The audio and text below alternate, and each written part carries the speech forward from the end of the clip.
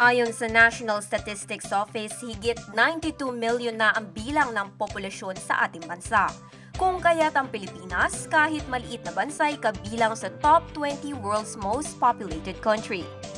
At ngayong huling linggo ng Nobyembre, idadaos ang Population Development Week, layunin nitong maisulong ang kahalagahan ng pagpaplano ng pamilya. Ang family planning ay paggamit ng alternatibo, mabisa at epektibong pamamaraan upang maisakatuparan ng hustong bilang ng mga anak at wastong pag-aagwat sa mga ito. Sa tulong ng family planning, makokontrol ang pagdami ng mga anak, maiiwasan ang pregnancy-related health risks sa kababaihan, mababawasan ang infant mortality, maiibsan din ito ang mabilis na paglago ng populasyon.